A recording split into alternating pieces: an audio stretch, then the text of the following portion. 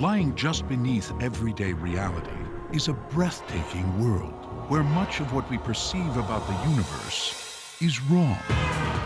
Physicist and best-selling author Brian Greene takes you on a journey that bends the rules of human experience. Why don't we ever see events unfold in reverse order?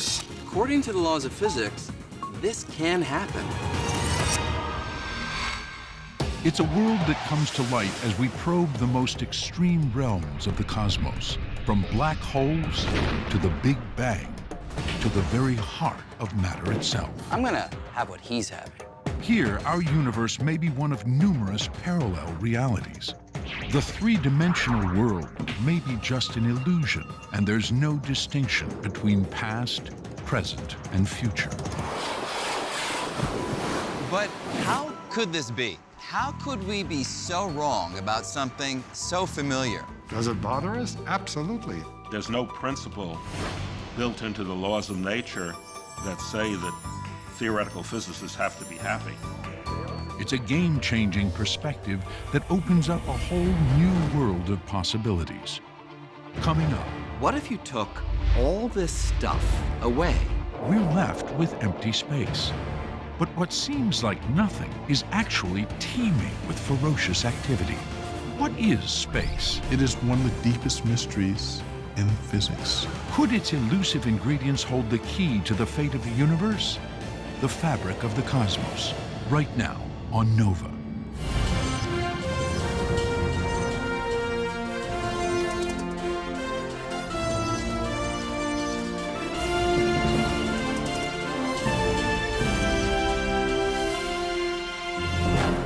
Major funding for NOVA is provided by the following: David H. Koch and Discovering New Knowledge. HHMI.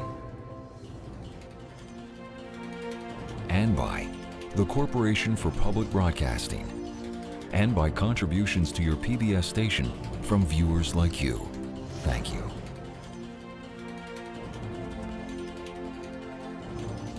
Major funding for the fabric of the cosmos is provided by the National Science Foundation, where discoveries begin.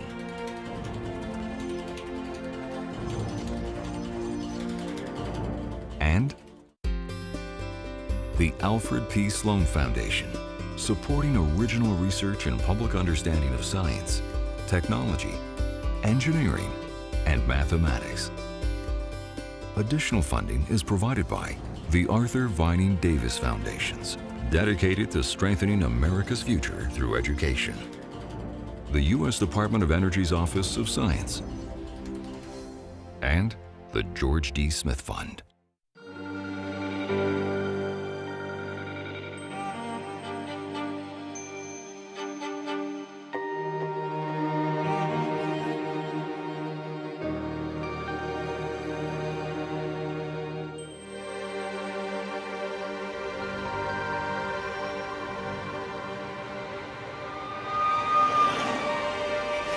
We think of our world as filled with stuff,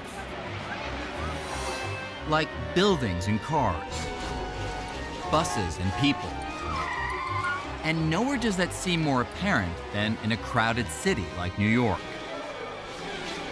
Yet, all around the stuff that makes up our everyday world is something just as important, but far more mysterious. This space in which all this stuff exists. To get a feel for what I'm talking about, let's stop for a moment and imagine. What if you took all this stuff away? I mean all of it. The people, the cars and buildings, and not just the stuff here on Earth, but the Earth itself. What if you took away all the planets, stars, and galaxies, and not just the big stuff, but tiny things down to the very last atoms of gas and dust? What if you took it all away? what would be left? Most of us would say nothing, and we'd be right. But strangely, we'd also be wrong. What's left is empty space, and as it turns out, empty space is not nothing. It's something. Something with hidden characteristics as real as all the stuff in our everyday lives. In fact, space is so real, it can bend. Space can twist. And it can ripple. So real that empty space itself helps shape everything in the world around us and forms the very fabric of the cosmos. Well, you can't understand anything about the world unless you understand space, because that's the world. The world's space with stuff in it. We're not usually very conscious of space, but then again, I tell people fish are probably not conscious of water either. They're in it all the time. Space is not really nothing. It actually has a lot going on inside. When most of us picture space, we think of outer space, a place that's far, far away. But space is actually everywhere. You could say it's the most abundant thing in the universe. Even the tiniest of things, like atoms, the basic ingredient in you and me and everything else we see in the world around us, even they are almost entirely empty space. In fact, if you removed all the space inside all the atoms making up the stone, glass, and steel of the Empire State Building, you'd be left with a little lump about the size of a grain of rice, but weighing hundreds of millions of pounds. The rest is only empty space. But what exactly is space? I can show you a picture of Spain, of Napoleon, of my Uncle Harold. But space, it looks like this. Nothing. So how do you make sense of something that looks like nothing? Why is there space rather than no space? Why is space three-dimensional? Why is space big? We have a lot of room to move around in. How come it's not tiny? We have no consensus about these things. What is space? We actually still don't really know. It is one of the deepest mysteries in physics. Fortunately, we're not completely in the dark. We've been gathering clues about space for centuries. Some of the earliest came from thinking about how objects move through space. To get a feel for this, take a look at that skater. As she glides across the rink, she's moving in relation to everything around her, like the ice. And when she goes into a spin, not only can she see that she's spinning, she can also feel it. Because as she spins, she feels her arms pulled outward. But now let's imagine that you could take away all the stuff around her, from the rink to the most distant galaxies. So the only thing left is the skater spinning in completely empty space. If the skater still feels her arms pulled outward, she'll know she's spinning. But if empty space is nothing, what is she spinning in relation to? Imagine you're that skater. When you look out, you don't see anything. It's just uniform, still blackness all around you. And yet, your arms are being pulled outwards. So you say to yourself, what could I be spinning with respect to? Is there something out there that I'm not seeing? Trying to answer questions like these, scientists came up with a bold new picture of space. And the key was to make something out of nothing.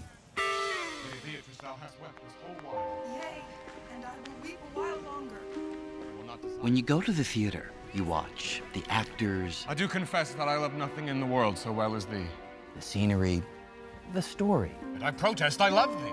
Well, then, God forgive me. What offense, sweet Beatrice? But there's something important here that you won't find mentioned in the playbill. something we hardly ever notice.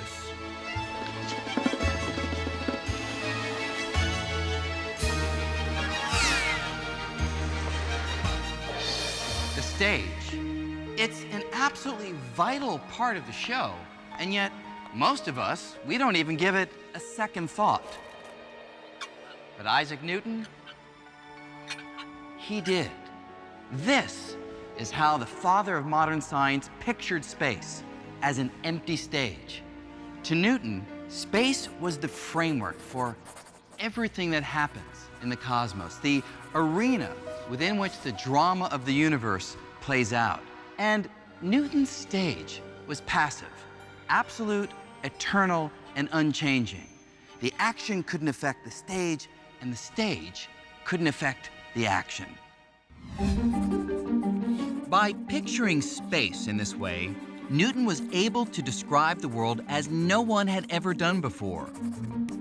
His unchanging stage allowed him to understand almost all motion we can see around us, yielding laws that can predict everything from the way apples fall from trees to the path the Earth takes around the sun. These laws work so well that we still use them for the things we do today, from launching satellites to landing airplanes. And the laws all hinge on one radical idea: space is real. Even though you can't see it or smell it or touch it, space is enough of a real physical thing to provide a benchmark for certain kinds of motion, like that skater. Newton would say that when she spins, her arms splay out because she is spinning with respect to something, and that something is space itself. Philosophers have been debating the nature of space for a very long time. What Newton does is change the terms of the debate. And with that, essentially modern science gets born. Newton's stage was a huge hit. It enjoyed the limelight for over 200 years.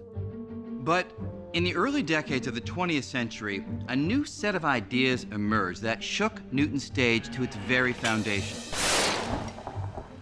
Ideas put forward by a young clerk working in a Swiss patent office. His name? Albert Einstein.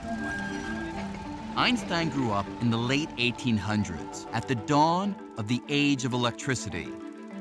Electric power was lighting up cities, giving rise to all kinds of technologies Newton could never have imagined. All of these developments tapped into something that had captivated Einstein since he was a child: light. Not light bulbs and street lamps, but the very nature of light itself. And it was his fascination with one particularly weird feature of light, its speed, that would lead Einstein to overturn Newton's picture of space. To see how, let's take a ride.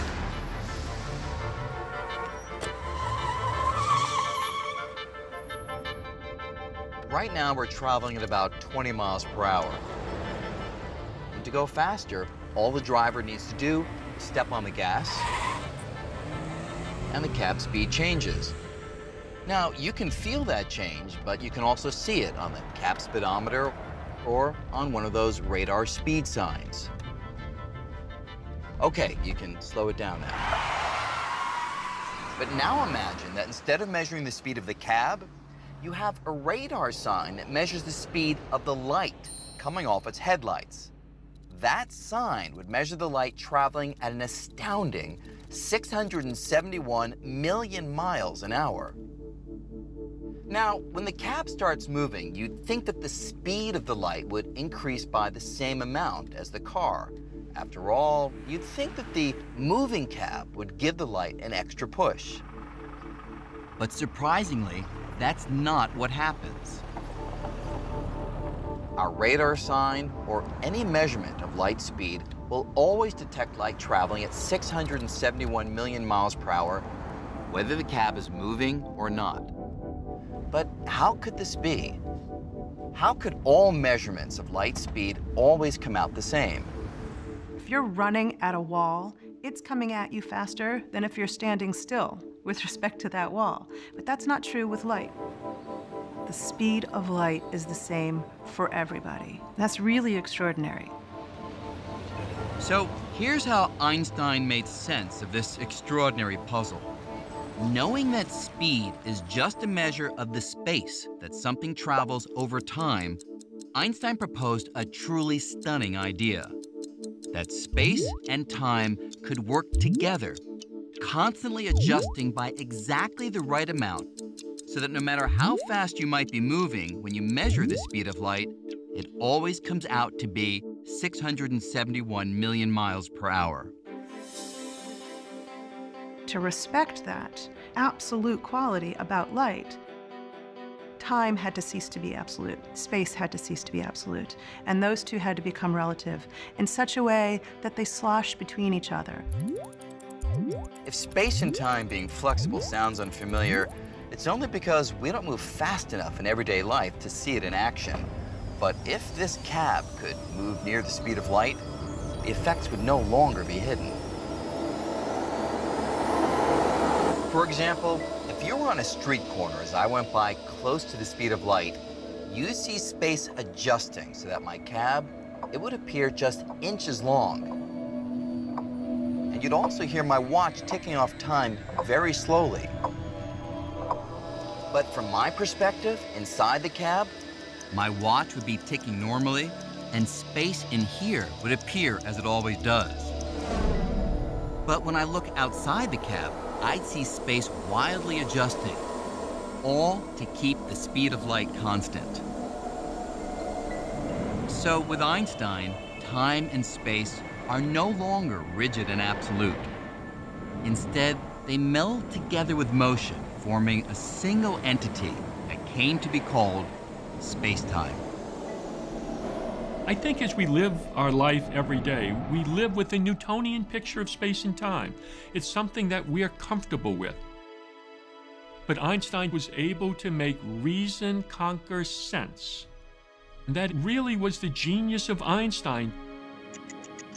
This notion that space and time are unity, to me, is one of the greatest insights that has ever occurred in science. It's so counterintuitive to everything we've ever experienced as human beings.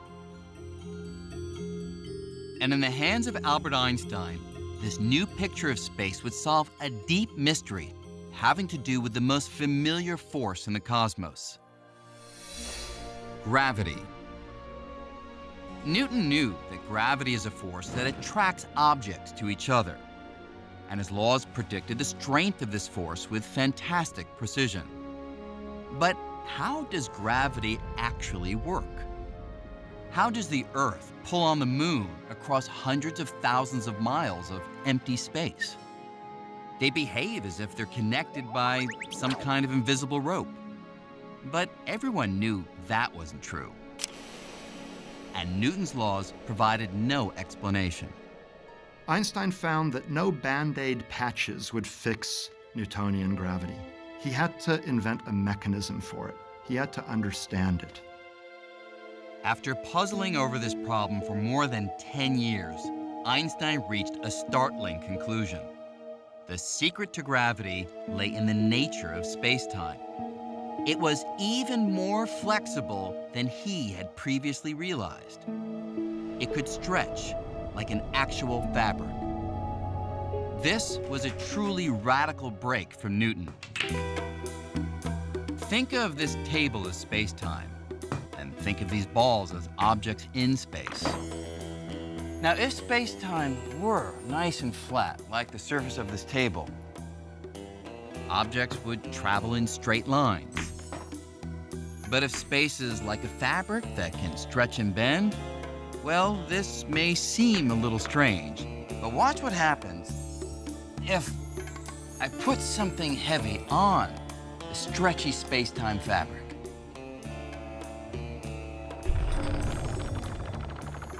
Now, if I take my shot again,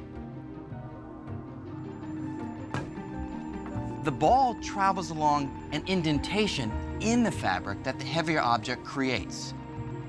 And this, Einstein realized, is how gravity actually works. It's the warping of space-time caused by the objects within it. In other words, gravity is the shape of space-time itself. The moon is kept in orbit not because it's pulled to the Earth by some mysterious force, but rather because it rolls along a curve in the space-time fabric that the Earth creates. With Einstein, space became not only real, but flexible. So suddenly space had properties, suddenly space had curvature, suddenly space had a flexible kind of geometry, almost like a rubber sheet. It opens up a whole new way of thinking about reality that describes the entire universe. Einstein becomes Einstein because of that observation. Where Newton saw space as passive, Einstein saw it as dynamic. It's interwoven with time and it dictates how things move. So, after Einstein, space can no longer be thought of as a static stage. It's an actor, and it plays a leading role in the cosmic drama.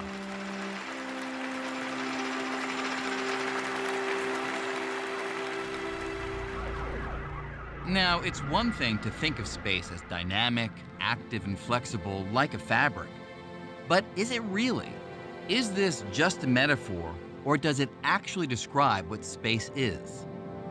Well, Einstein's theory predicts that one way to find out would be to take a little journey to the edge of a black hole. Black holes are collapsed stars, massive objects crushed to a fraction of their original size. Gravity around them is so strong that, according to Einstein's math, a spinning black hole can literally drag space along with it, twisting it like an actual piece of cloth. The nearest black hole is trillions of miles away, making it a challenge to test this prediction. But in the late 1950s, a physicist named Leonard Schiff began searching for a way to test Einstein's ideas about space much closer to home. Schiff was inspired by something we usually think of as a child's toy, a gyroscope. He thought that if space really twists, like a fabric, a gyroscope might allow him to detect it. It was a strange idea, and he chose a strange place to share it with the world. The faculty's swimming pool at Stanford. Here, in 1959, Schiff met with two colleagues, William Fairbank and Bob Cannon. He was excited about an ad he'd seen for a high-tech gyroscope. Though it looked different, it basically worked the same as the child's toy. Then and there, the three decided to launch a device like this into orbit around the Earth. Normally, a gyroscope's axis points in a fixed direction. But if Earth is actually dragging space, then the gyroscope's axis would be dragged along with it, shifting its orientation in a way that could be measured. It was a brilliantly simple plan. There was just one problem. Einstein's theories predict that the Earth's rotation twists space by only a tiny amount. An amount so small, it would be like trying to measure the height of a penny from 62 miles away. The team spent more than 2 years trying to figure out how to make such a precise measurement. They finally devised a plan to attach 4 freely floating gyroscopes to a telescope aimed at a distant star. If space twists, then over time, the gyroscopes would no longer point at the star, since they'd get caught up in the swirl of space. And in 1962, they applied to NASA for a grant, requesting around $1 million for what would come to be called Gravity Probe B. Members of the team originally thought the project would take about 3 years. They were just a little optimistic. With an ever-growing team, Gravity Probe B became one of the longest-running experiments in history.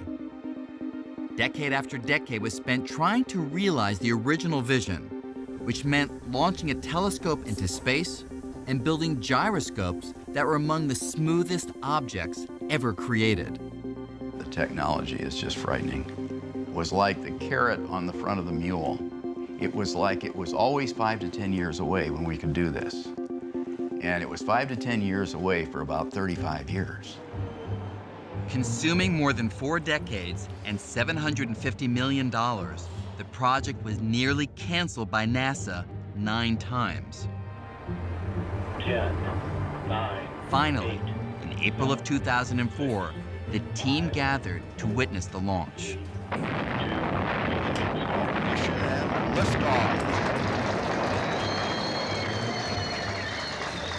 Of the 3 men who sat by the pool back in 1959, only one was alive to see it. And there we were, watching. It's a terribly exciting moment in your life. Just a thrilling experience. That was flawless. 10,000 things did not go wrong. For over a year, Gravity Probe B orbited the Earth while the team nervously monitored its every move, trying to see if the Earth would actually twist space. Finally, the data began to trickle in, and there was a problem. The gyroscopes were experiencing a tiny, unexpected wobble, and to clean up the data would cost millions. With funds running out, it looked like nearly half a century of work was about to go down the drain. Then, at almost the last possible moment, 2 sources of additional funding emerged. The son of original team leader William Fairbank, who made a private donation, and Turki al-Saad, a member of the Saudi royal family with a degree in aeronautics from Stanford, who arranged for a large grant. Over the next 2 years, the problem with the data was solved, revealing that the axes of the gyroscope shifted by almost exactly the amount predicted by Einstein's equations. I think it's the first time that you can actually see Einstein's effect, his drift, with the naked eye. This experiment provides the most direct evidence ever found that space is something real, a physical entity like a fabric. After all, if space were nothing, there would be nothing to twist. But at the same time that Albert Einstein was investigating space on the largest of scales, another band of physicists was probing the universe on extremely tiny scales. And there they found a completely uncharted realm where Einstein's picture of space, it was nowhere to be found. Do you see what I'm talking about? Imagine you could shrink billions of times smaller than your current size. This is the realm of atoms and subatomic particles, the fundamental building blocks of everything we can see. And when you get down to this size, the world plays by a wildly different set of rules called quantum mechanics. According to these rules, even if you try to remove every last atom and particle, you'd find that empty space is still far from empty. In fact, it's teeming with activity. Particles are constantly popping in and out of existence. They erupt out of nothingness, quickly annihilate each other, and disappear.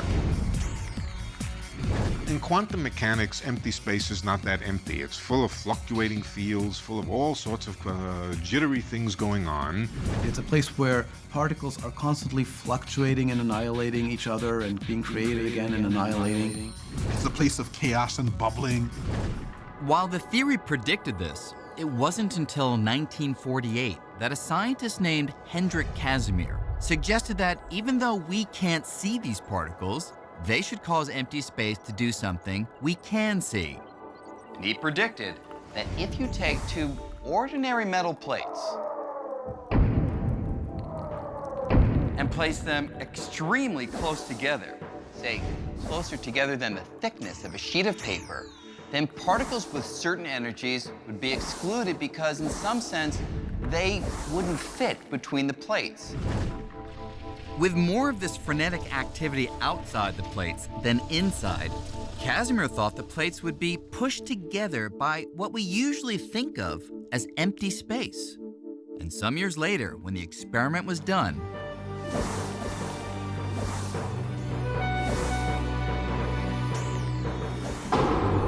Casimir was proven right. In empty space, the plates were pushed together.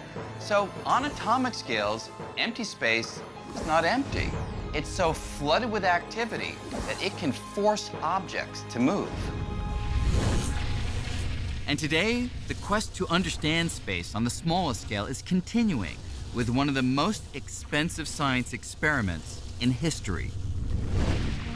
This is CERN, the European Organization for Nuclear Research in Geneva. And here, buried a few hundred feet below the ground, is the Large Hadron Collider, the world's most powerful accelerator.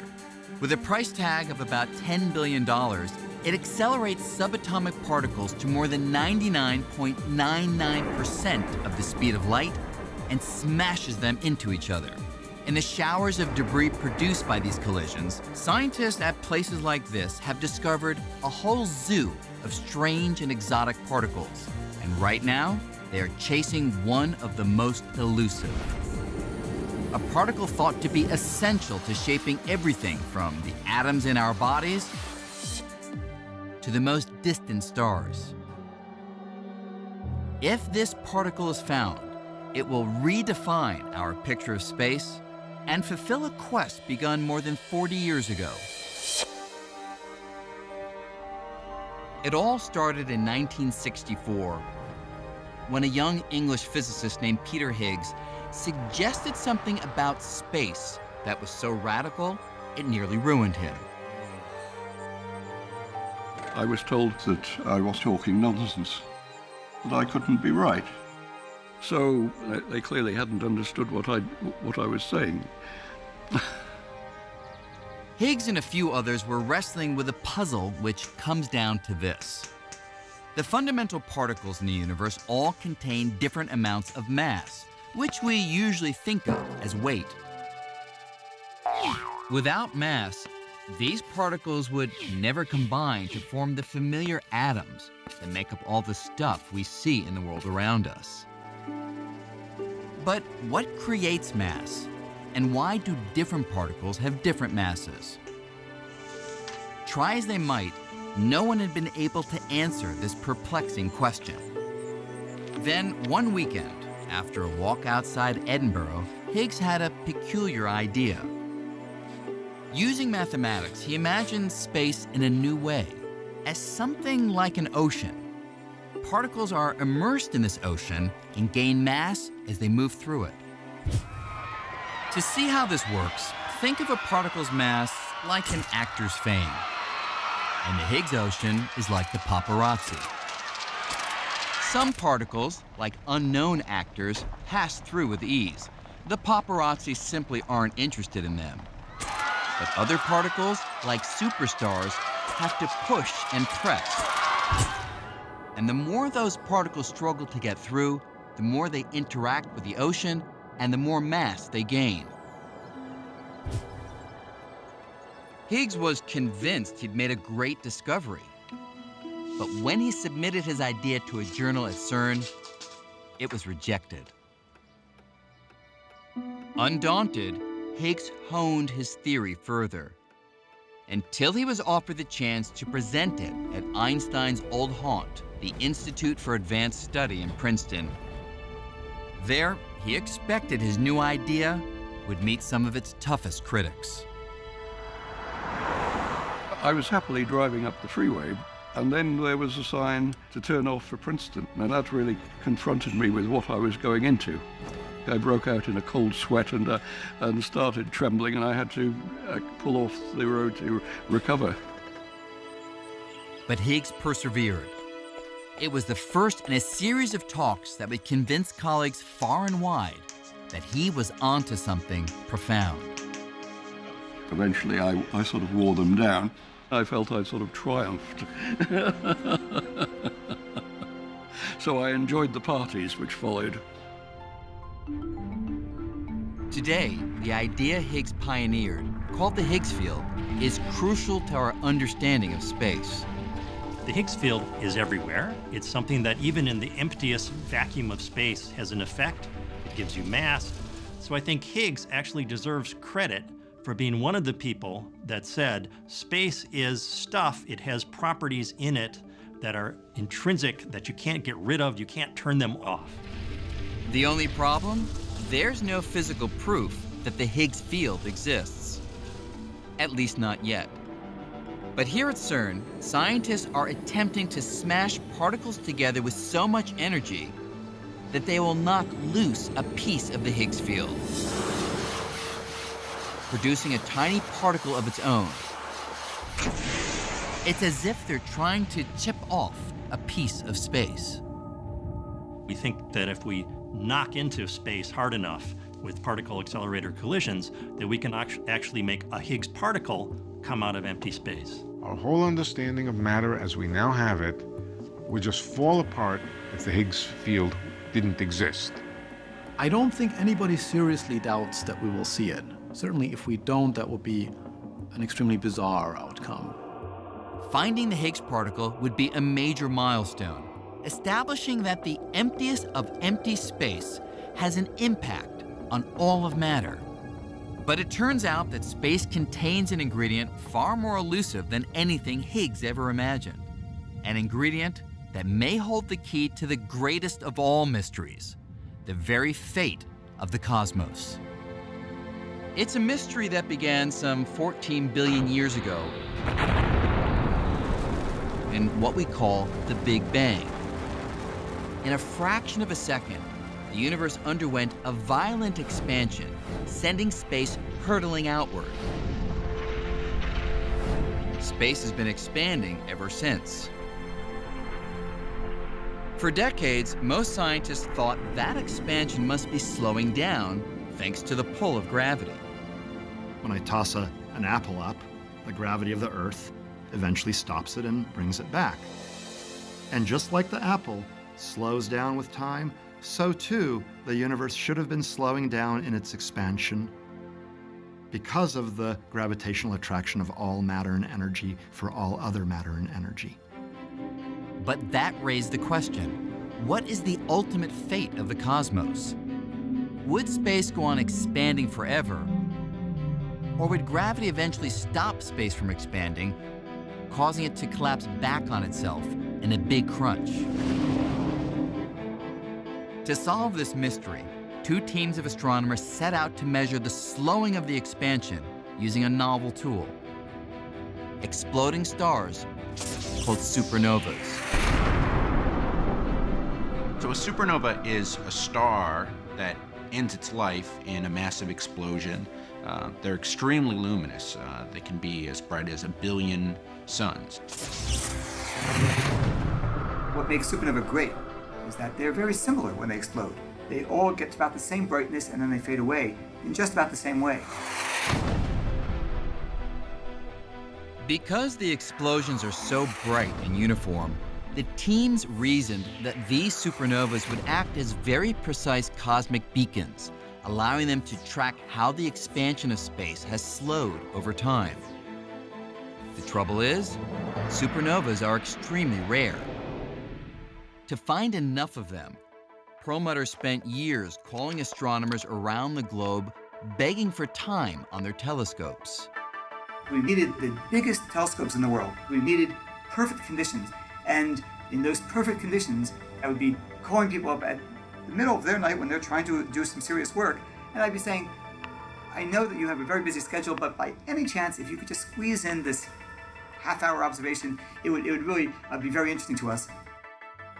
When they finally had enough data to chart how much the pull of gravity was slowing the expansion of the universe, they were in for a surprise. The results looked a little bit strange. They didn't really show any slowing of the universe at all. Very surprising. Actually, a universe that's actually speeding up. It was as though space, which we really thought was nothing, actually had an inherent springiness to it. And so space did not want to be compressed. Space actually wants to push the universe apart. It looked like the universe was expanding faster and faster with time, accelerating rather than decelerating. My immediate response was, I have to figure out why this is wrong. This can't be right. But it was right, and most scientists converged on one explanation. There's something that fills space and counteracts the pull of ordinary attractive gravity, pushing galaxies apart and stretching the very fabric of the cosmos. This mysterious substance filling space has been dubbed dark energy, and it's turned our picture of the universe upside down. Over the largest distances, dark energy dominates the contents of the universe, and we don't know what it is. If you do sort of a survey, a census of all the energy in the universe, dark energy turns out to be about 70% of the universe.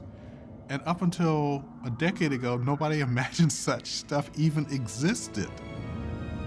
So in essence, the weight of empty space itself is 70% of the weight of the entire universe. That's roughly the same percentage of Earth's surface that's covered by water. Imagine we didn't know what water is. That's where we stand with dark energy. We're really clueless about how to explain it. We have all of this fancy scientific apparatus of quantum mechanics and relativity and particle physics that we've developed in the last 100 years, and none of that works to explain dark energy. And the discovery of dark energy held another surprise. The idea that the universe contains such an ingredient had actually been cooked up 80 years earlier. I'll let you in on a little secret. Although he didn't call it dark energy, long ago Albert Einstein predicted that space itself could exert a force that would drive galaxies apart. You see, shortly after discovering his general theory of relativity, his theory of gravity, Einstein found that, according to the mathematics, the universe would either be expanding or contracting, but it couldn't hover at a fixed size. This was puzzling because before they knew about the Big Bang, most scientists, including Einstein, pictured the universe as static, eternal and unchanging. When Einstein's equations suggested an expanding or contracting universe, not the static universe everyone believed in, he had a problem. So Einstein went back to his equations and modified them to allow for a kind of anti-gravity that would infuse space with an outward push, counteracting the usual inward pull of gravity, allowing the universe to stand still. He called the modification the cosmological constant. Adding the cosmological constant rescued his equations. But the truth is, Einstein had no idea if this outward push or anti-gravity really existed. The introduction of the cosmological constant by Einstein was not a very elegant solution to try to find what he was looking for, a stationary universe. It achieves this effect of anti-gravity. It says that gravity sometimes can behave in such a way as not to pull things together, but to push things apart. Like the clash of two titans, the cosmological constant and the pull of ordinary matter could hold the universe in check and keep it static. But about a dozen years later, the astronomer Edwin Hubble discovered the universe is not static. It's expanding due to the explosive force of the Big Bang 14 billion years ago. That meant Einstein's original equations no longer had to be altered. And so suddenly, the need for a cosmological constant went right out the window.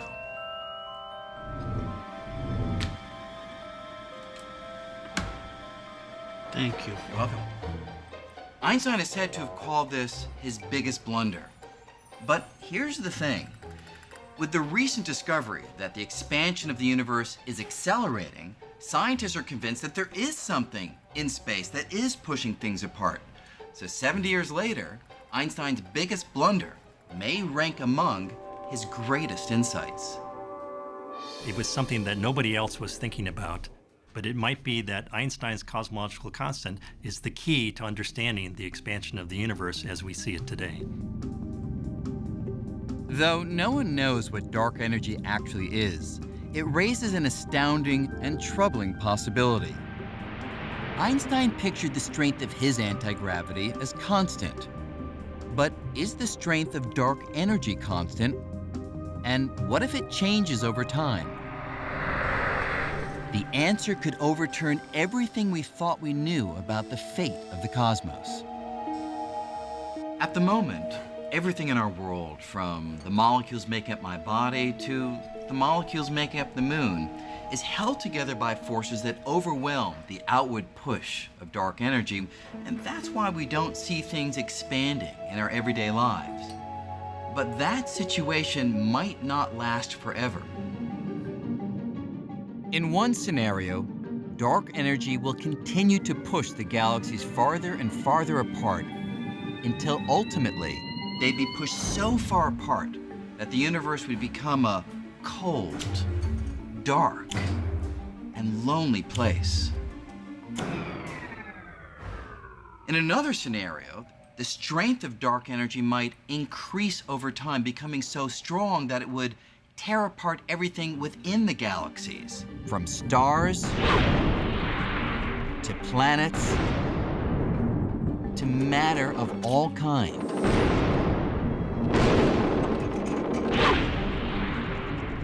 If the dark energy grows with time, then ultimately even atoms will get ripped apart when there's enough dark energy between the nuclei and the electrons to rip space apart. The big rip.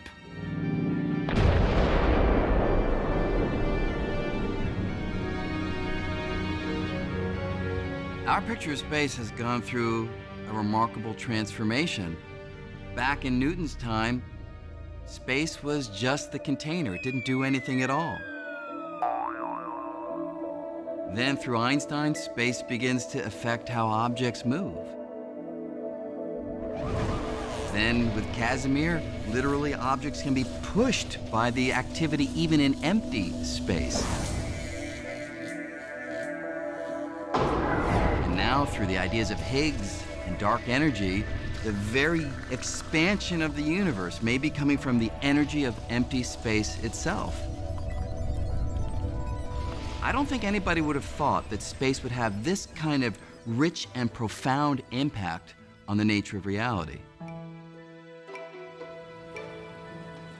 But as far as we've come, the journey that began with Isaac Newton's picture of space as something like a stage is not yet finished.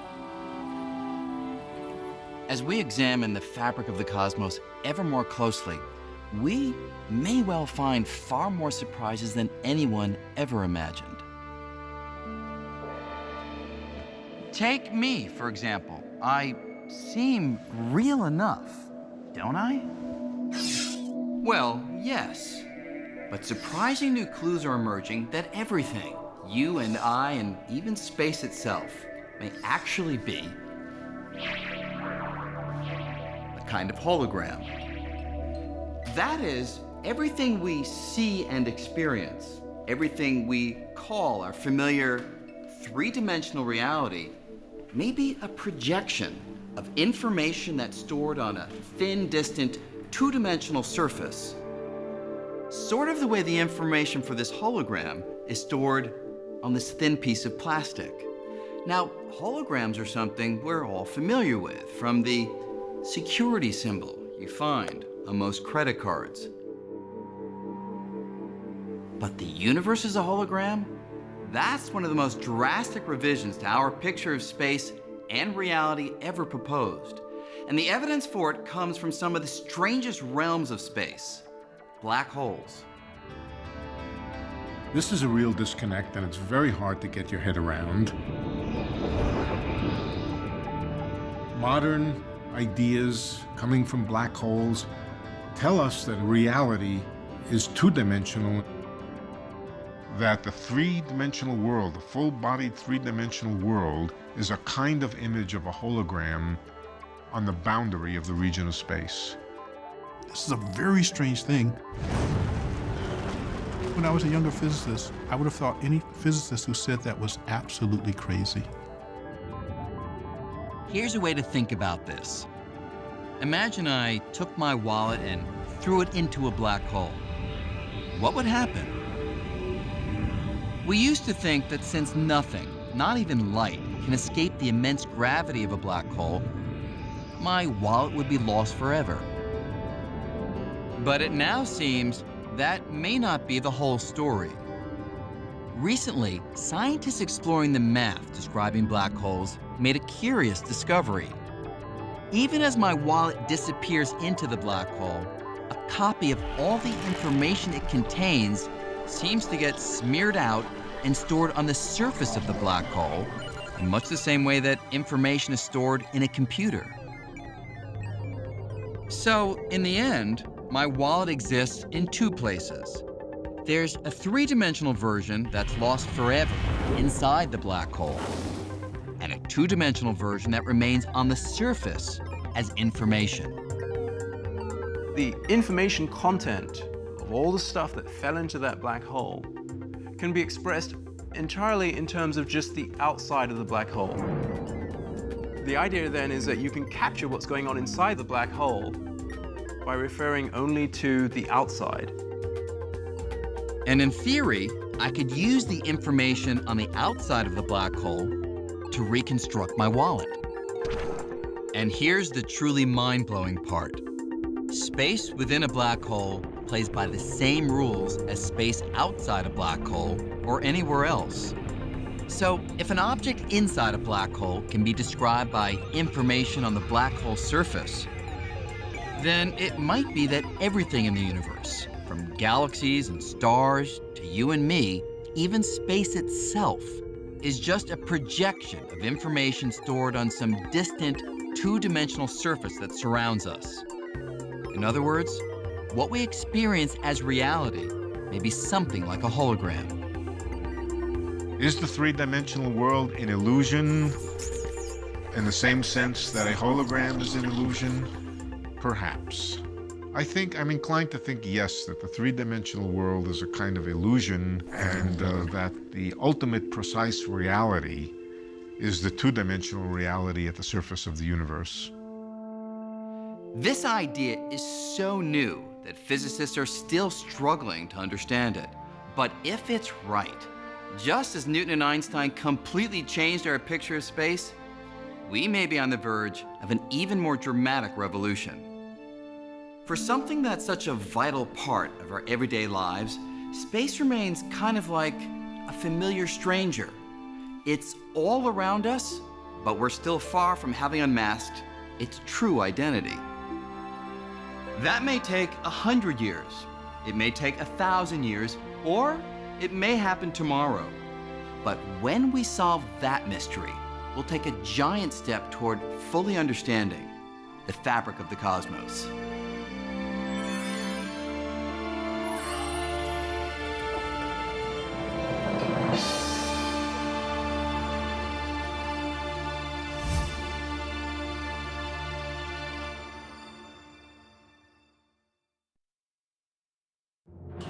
Major funding for NOVA is provided by David H. Koch and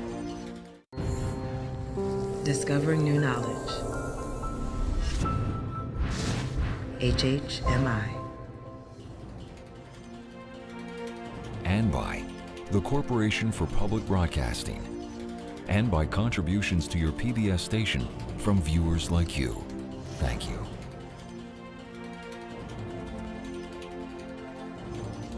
Major funding for the fabric of the cosmos is provided by the National Science Foundation, where discoveries begin.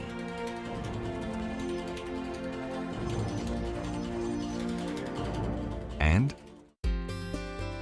the Alfred P. Sloan Foundation, supporting original research and public understanding of science, technology, engineering, and mathematics. Additional funding is provided by the Arthur Vining Davis Foundations, dedicated to strengthening America's future through education. The U.S. Department of Energy's Office of Science.